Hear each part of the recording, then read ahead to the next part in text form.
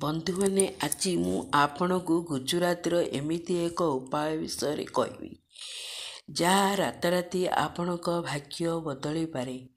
ଏହି ଉପାୟ ଦ୍ୱାରା ଧନ ସମ୍ପତ୍ତି ସହ ଆପଣଙ୍କ ସମସ୍ତ ମନୋକାମନା ପୂର୍ଣ୍ଣ ହୋଇଯାଏ।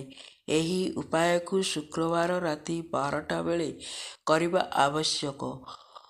ଶୁକ୍ରବାର ଦିନ ଧନର ଦେବୀ ମାତା ଲକ୍ଷ୍ମୀଙ୍କୁ ସମର୍ପିତ ଅଟେ। ତେବେ ବନ୍ଧୁମାନେ, ଭିଡ଼ିଓଟିକୁ ସ୍କିପ୍ ନ କରି ଶେଷ ପର୍ଯ୍ୟନ୍ତ ଦେଖନ୍ତୁ ଏବଂ ଭିଡ଼ିଓଟିକୁ ଗୋଟେ ଲାଇକ୍ କରି ଚ୍ୟାନେଲ ଗୋଟେ ସବସ୍କ୍ରାଇବ୍ କରିଦିଅନ୍ତୁ। ଶୁକ୍ରବାର କରାଯାଇଥିବା ଉପାୟ ଆପଣଙ୍କୁ ମାଲାମାଲ କରିପାରେ। ଏଥିପାଇଁ ଆପଣଙ୍କୁ କିଛି ଶାସ୍ତ୍ରୀୟ ଉପାୟ କରିବାକୁ ହେବ। ଶୁକ୍ରବାର ଦିନ କରାଯାଇଥିବା କିଛି ଉପାୟ ଦ୍ୱାରା ଶୁକ୍ର ଗ୍ରହ ଆପଣଙ୍କ ଅନୁକୂଳ ହୋଇଯାଆନ୍ତି। ଏହା ସହିତ ଆପଣଙ୍କ ଉପରେ ମା ଲକ୍ଷ୍ମୀଙ୍କ କୃପା ରହିଥାଏ। ଶୁକ୍ରବାର ରାତି 12ଟା ବେଳେ ଭଲ ଭାବରେ ହାତ ଗୋଡ଼ ଧୋଇ ସ୍ୱଚ୍ଛ ହୋଇଯାଆନ୍ତୁ ଏବଂ ଧଳା ରଙ୍ଗର କପଡ଼ା ଧାରଣ କରନ୍ତୁ। ଏହାପରେ ପଦ୍ମ ଫୁଲରେ ଆସନରେ ବସିଥିବା ଲକ୍ଷ୍ମୀଙ୍କ ଫଟୋକୁ ଘରର କୌଣସି ଶାନ୍ତ ଏବଂ ସ୍ୱଚ୍ଛ ଜାଗାରେ ସ୍ଥାପିତ କରନ୍ତୁ। ଏବେ ଫଟୋ ଆଗରେ 3ଟି ଗୁଜୁରାତି ରଖନ୍ତୁ ଏବଂ ଆପଣଙ୍କ ଇଷ୍ଟଦେବଙ୍କୁ ଧ୍ୟାନ କରନ୍ତୁ।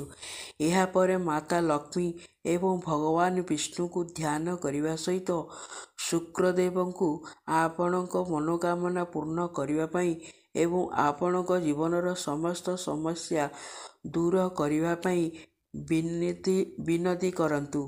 ଏହାପରେ ଶୁକ୍ର ମନ୍ତ୍ର ଓମ୍ ଦ୍ରିଂ ଦ୍ରିଂ ଦ୍ରୌଂ ସଂ ଶୁକ୍ରାୟ ନମଃ ର 21 ଥର ଜପ କରନ୍ତୁ। ମନ୍ତ୍ର ଜପ ପରେ ସେହି 3ଟି ଗୁଜୁରାତିକୁ ଆପଣଙ୍କ ଡାହାଣ ହାତର ମୁଠାରେ ରଖନ୍ତୁ ଏବଂ ସମସ୍ତ ଗ୍ରହଙ୍କୁ ଧ୍ୟାନ କରି ଆପଣଙ୍କ ଜୀବନର ସମସ୍ତ ସମସ୍ୟାକୁ ଦୂର କରିବା ପାଇଁ ପ୍ରାର୍ଥନା କରନ୍ତୁ। ଏହାପରେ ମୁଠା ଖୋଲି ତା ଉପରେ 3 ଥର ଫୁଙ୍କନ୍ତୁ। ଏହାପରେ ସେହି ଗୁଜୁରାତିକୁ କୌଣସି ପାତ୍ରରେ ରଖି ଘରର ମୁଖ୍ୟ ଦ୍ୱାର ପାଖକୁ ନେଇଯାଆନ୍ତୁ। ଏବେ ଯେଉଁ ପାତ୍ରରେ ଗୁଜୁରାତି ରଖିଅଛନ୍ତି ସେଥିପାଇଁ କିଛି କର୍ପୂର ପକାଇ ତାହାକୁ ଜଳାଇ ଦିଅନ୍ତୁ। ଯେତେବେଳେ ସେହି ଗୁଜୁରାତି ସମ୍ପୂର୍ଣ୍ଣ ଜଳିଯିବ, ତେବେ ତାହାକୁ କୌଣସି ପ୍ରବାହିତ ଜଳରେ ବିସର୍ଜିତ କରି ଦିଅନ୍ତୁ।